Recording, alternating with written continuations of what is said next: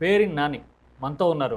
దశాబ్దం కూడా ఈ రాష్ట్రానికి ముఖ్యమంత్రిగా కొనసాగుతున్న పవన్ కళ్యాణ్ చేస్తున్న 15 ఏళ్ల ప్రకటన మీద కాపు సామాజిక వర్గంలో ఎలాంటి అభిప్రాయం ఉంది? గ్రౌండ్ రియాలిటీ అసలు క్షేత్రస్థాయి వాస్తవాలు తెలిసిన లీడర్గా మీరైతే ఏం చెప్తారు? సార్ అంటే ఏ కులానికి అంటే మనుషులకి బలహీనత ఉంటుంది సార్. ఫస్ట్ ఆ గొందో సొందో ఫీలింగ్, ఆ బజార్ ఫీలింగు, మా బజారోడు లేదా మేము లేదా పేట ఊరు లేదా మా గ్రామం నుంచి మా ఊరు, మా జిల్లా, మా రాష్ట్రం, మా దేశం, ఈ పిచ్చి ఉంటుంది అందరికీ. దానికి ఎవరు ఎక్సెప్షన్ లేదు, ప్రతి ఒక్కళ్ళు. అట్లాగే మతం పిచ్చి ఉంటుంది, కులం పిచ్చి కూడా ఉంటుంది. రెడ్లకు ముఖ్యమంత్రి ఉన్నారు ఇన్నేళ్ళ నుంచి, కమ్మారికి ముఖ్యమంత్రి ఉన్నారు. జనాభా తక్కువ ఉన్నారు రెడ్లు, జనాభా తక్కువ ఉన్నారు కమ్మారు, జనాభా ఎక్కువ ఉన్నాం, దళితులతో పోటీపడి ఉన్నాం మనం. మనకు ముఖ్యమంత్రి వద్దా అని చెప్పనేది కాపుల యొక్క ఆకాంక్ష ఎప్పటి నుంచో, కాపులు అందరిలో ఉంది. ఆ రోజు చిరంజీవి వచ్చినప్పుడు అరే పోన్లేరు ఇన్నాళ్ళకి మనవాడు ఒకడు వచ్చాడు అని చెప్పి చిరంజీవి గారిని మద్దతు ఇచ్చారు. చిరంజీవి గారు దురదృష్టం 18 సీట్లు ఎన్నో వచ్చినాయి కానీ ఆయన ముఖ్యమంత్రి అవ్వలేకపోయారు. ఆయన ఫైట్ చేసి ఉంటే ఏ రకంగా ఉండేది తెలియదు. ఆయన ఆ ఫైటింగ్ కంటిన్యూ చేయకుండా ఏం జరిగిందో ఆయన పార్టీని మెర్జ్ చేశారు, అయిపోయింది. తర్వాత పవన్ కళ్యాణ్ గారు వచ్చారు. సరే పవన్ కళ్యాణ్ వచ్చారా అని చెప్పారు. చిరంజీవిలాగా పవన్ కళ్యాణ్ గారు ఫెయిర్గా ఆలోచించడు, ఫెయిర్గా మాట్లాడు. సార్ నాటకీయమే. ఎలా మనుషుల్ని బురిడి కొట్టాలి, ఎలా మనుషులను లోపలేసుకోవాలనే ఆలోచనలు ఎంతసేపు ఉంటుంది. అల్టిమేట్గా ఆయన పనిచేసేది చంద్రబాబు నాయుడు కోసమే. చిరంజీవిని మించిన దూకుడు పవన్ కళ్యాణ్ గారిలో ఉందని అభిమానులు చెప్తుంటారు కదా. దూకుడు కాదంతా యాక్షన్ అండి. సినిమాలో దూకుడు ఉంటుంది, దూకుడు ఏంటి? అట్లాగే డయాస్ మీద కూడా దూకుడు ఉంటుంది. ఒరిజినల్గా దూకుడేం కాదు అది. ఊరికి అక్కడ చెప్తాడు. హైదరాబాద్లో ఆయన ఇంటి ముందు ఎవడ మందు తాగుతాకి కారులో మందు తాగుతూ చీకట్లో వచ్చి గోడ పక్కన కారు ఎడితే రచ్చ చేసేది. నువ్వు చంపతాకు వచ్చేసారని తెలంగాణ పోలీసు చెప్పారు. చంపటం కదా బాబు, వాళ్ళు తాగుపోతే అదలు మందు సీసా బ్యాందీ షాప్లో మందు కొనుక్కుని వచ్చి అక్కడికి వచ్చి కారు ఆపి తాగుతున్నారు, వాళ్ళు తెలంగాణ వాళ్ళు రా బాబు అని చెప్పాను. నిన్న వాళ్ళు కూడా కదా ఆయన డాంబికం మాట్లాడతారు తప్పితే. అయితే ఆయన సినిమాల్లో ఎక్కువ కాలం పనిచేయటం వల్ల, చుట్టూ సినిమా వాళ్ళు ఉండటం వల్ల ప్రజల్ని ఎలా రెచ్చగొట్టాలి, ఏ డైలాగ్ కొడితే ప్రజలు రెచ్చిపోతారు, ఏ డైలాగ్ కొడితే ఏళ్ళేస్తారు, ఇవన్నీ సినిమా వాళ్ళు అంటే సినిమా ప్రపంచంలో కాసి వడపోసిన వాళ్ళు వీళ్ళందరూ. సో వాళ్ళందరూ ఆయన చుట్టూ ఉంటారు కాబట్టి ఆయన అట్ట మాటలు గేట్లు అట్ట వచ్చేస్తూ ఉంటాయి అంతే. అంటే నిన్న ఇవాళ కూడా చెప్తూ ఉన్నారు తనకి ప్రాణహాని ఉందని, రాజకీయ రౌడీజాన్ని యూపీ సీఎం యోగి ఆదిత్యనాథ్ లాగా అణిచేయాలి ఏపీలో కూడా అని చెప్తూ ఉన్నారు కదా. మరి అణిచేయాలి కదా. ఆయనే చెప్తున్నాడు. ఏమని? ఎలక్షన్ అయిన తర్వాత, ముఖ్యమంత్రి అయిన తర్వాత హోమ్ మినిస్టరు అనిత ఫెయిల్ అయిపోయింది, లా అండ్ ఆర్డర్ కంట్రోల్ లేదని ఆయనే మాట్లాడాడు. మరి ఆదిత్యనాథ్ ఇది లా అండ్ ఆర్డర్ ఇక్కడ ఎందుకు తయారు? ఎన్నిసార్లు చెప్పాడు ఆయన?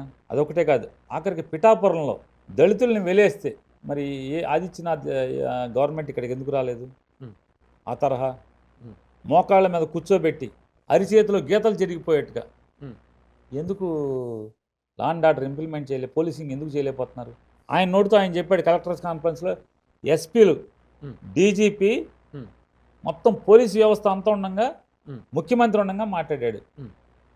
ఉత్తరాంధ్ర నుంచి ఏది ఇచ్చాపురం నుంచి తుని దాకా చాలా అసహ్యంగా ఉంది, పొలిటికల్ ఇన్ఫ్లుయెన్స్ ఎక్కువైపోయింది, పొలిటికల్ ఇన్వాల్వ్మెంట్ పెరిగిపోయింది అడ్మినిస్ట్రేషన్లో, ఒక ఎస్పీని ఒక కలెక్టర్ని ఉద్యోగం చేయనివ్వట్లేదు, మొత్తం అరాచకం రాజ్యం వెళ్తుంది, రౌడీజం పెరిగిపోయింది ఆయన చెప్పాడు. మరి యోగి ఆదిత్యనాథ్ గవర్నమెంట్ని ఇక్కడ తీసుకొచ్చి మోకాళ్ళ మీద నుంచోబెట్టి మొత్తం ఎవడైతే వీళ్ళందరూ ఆయన చెప్పాడు కదా, ఆయనకు తెలుసుగా లిస్ట్ ఉందిగా ఆయన దగ్గర, ఎందుకు చేయట్లేదు? అంటే ఆయన చెప్పేది ఒకటి, అక్కడ జరిగేది ఒకటి అనేది అందరికీ తెలుసు. మీకు నాకు అందరికీ తెలుసు, ఎందుకు తెలీదు? ఆయన నోటితో ఆయన మాట్లాడటమే తప్పితే భీమవరంలో విచ్చలవిడిగా పోలీసులు పేకాట ఆడిస్తున్నారు, క్లబ్బులు నడుపుతున్నారు అన్నారు. చర్య ఉందని అంటున్నారు. ఆ కన్సర్న్ డిఎస్పీని, ఎవరైతే క్లబ్బులు నడుపుతున్నారో ఆ సిఐల్ని, ఎస్ఐల్ని, ఆ జిల్లా ఎస్పీ గారిని ఆదిత్యనాథ్ గవర్నమెంట్ తీసుకొచ్చి వాళ్ళని మోకాలు దండ వేయించారా? మరి ఎందుకని వేయించలేదు? చర్య లేకపోతే ఇంత ఆవేశపూరితమైన ప్రకటనలు ఎందుకు వస్తాయంటారు? అసలు ఆంతర్యం ఏంటి? సార్ ఇదేమీ లేదు సార్. తన క్రెడిబిలిటీ నిలబెట్టుకుని చూడండి, గవర్నమెంట్ ఎక్కిన కాడి నుంచి ఈ మధ్యకాలంలో మరీ ప్రత్యేకించి ఒక సంవత్సర కాలంగా ఉమ్. చంద్రబాబు నాయుడు గారు జగన్మోహన్ రెడ్డిని పెద్దగా తిట్టడు, పరుషంగా తిట్టడు. ఉమ్. లోకేష్ నాయుడు గారు పరుషంగా అసలు మాట్లాడట్లేదు. ఉమ్. మంత్రులు మాట్లాడట్లా. ఉమ్. జగన్మోహన్ రెడ్డి గారిని ప్రతి విమర్శ చేస్తా ఉమ్. లేదా విమర్శిస్తా మాట్లాడు. ఉమ్. ఒక మంత్రి మాత్రం 5 ఏళ్ళు ఇక్కడ అనుభవించి ఇంతవరకు ఆంధ్రప్రదేశ్ చరిత్రలో ఏ మంత్రి సంపాదించినంతగా ఒక ఎమ్మెల్యేగా సంపాదించినోడు అటే పెళ్ళి ఇష్టం నోటుకు వచ్చినట్టు మాట్లాడతాడు జగన్మోహన్ రెడ్డి గారు.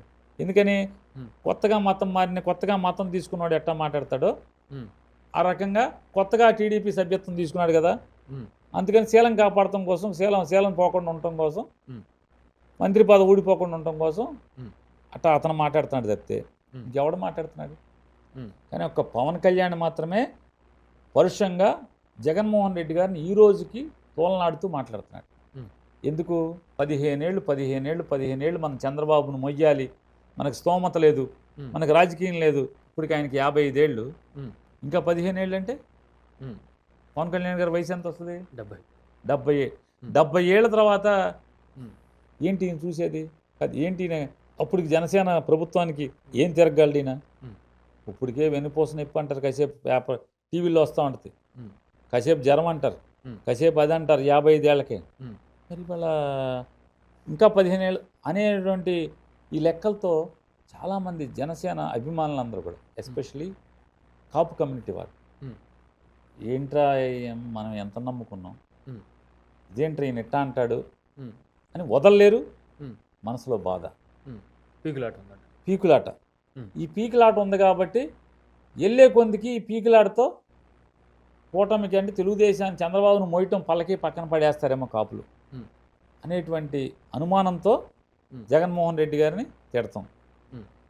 మేము వెంటనే మళ్ళీ వైసీపీ వాళ్ళందరం కలిసి మా వాడిని తిడతావా అని చెప్పి మేము వెంటనే తిడతాం బిగిన్ చేసాం అనుకోండి, మళ్ళీ ఆయన ఆలోచన ఏంటి?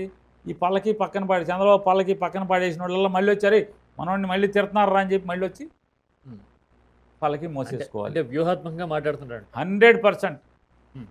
నారా చంద్రబాబు నాయుడు, పవన్ కళ్యాణ్ ఇద్దరూ కూడా వ్యూహాత్మకంగానే పవన్ కళ్యాణ్ ద్వారా జగన్మోహన్ రెడ్డి గారిని తోలనాడించడం, దుర్భాషలాడించడం, ఇష్టారాజ్యంగా మాట్లాడటం